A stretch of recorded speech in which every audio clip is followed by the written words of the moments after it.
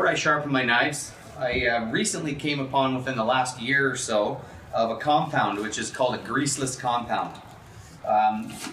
Widely available throughout North America. Just have to type in, it's like a satin finish. I find it works a little bit nicer, it sticks to the wheel, it's a lot more aggressive, so be careful between the waxless and the waxable. The waxable works good for some definite steels for sure, but what I do with my, when I'm doing my knife making, instead of using a Scotch-Brite wheel, I can use this. They go from grits from 80 to 600. So it all depends on the type of grit and what you want to do. But the other key to sharpening your knife is definitely to have a cup of water when you're sharpening. You don't want to get your steel too hot when you're sharpening, because then it'll do what's case hardening, and then good luck sharpening or getting an edge back on that. So first thing, you turn the buffer on. This is strapped down to my anvil. Having the right wheel is a huge deal. Too soft of a wheel is not going to be aggressive enough, especially if you're buying a new knife and you need to tune the edge on it. So first thing with this greaseless is it sticks on really well.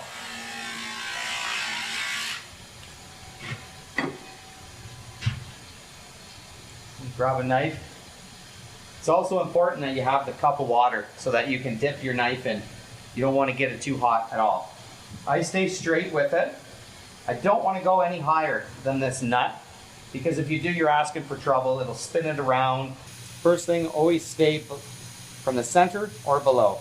You don't want to hold your knife on too long, because then the blade heats up and you're going to take the integrity out of your blade. You've already heat treated it, or whoever has made the knife has already heat treated it and tempered it.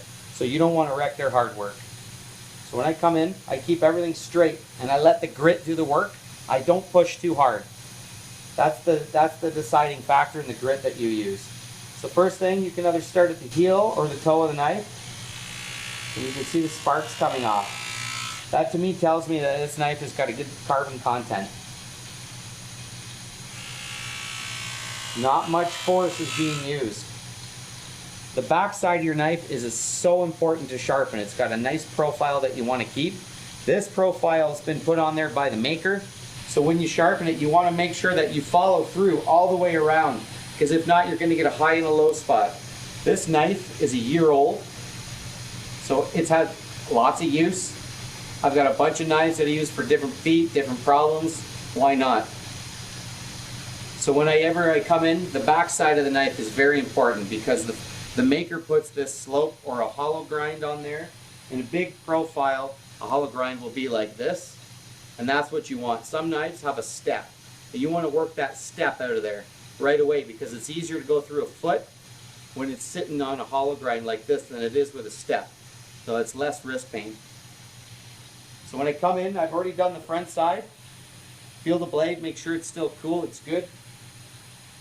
Dip it in the water. And then start in, keeping it straight. And follow it all the way around the hook. All the way around. When I gouge for clinching, I don't have a hammer gouge. I use the tip of my knife, the hook, right in here. Some horses that I do, they don't like the bang, and so I just come in and I pop it up, nice and easy. Then you feel your desired edge. You're happy, you're good, that's fine. So we'll move on to another knife. They all have different profiles. Some have different hooks. Customize it to your liking. I had to shorten this one up a little bit because it gets hooked on my wheel. So that's another safety thing that you want to be careful about. So same thing I do always. I never push too hard. I just let it skate across and I let the buffing compound do the work.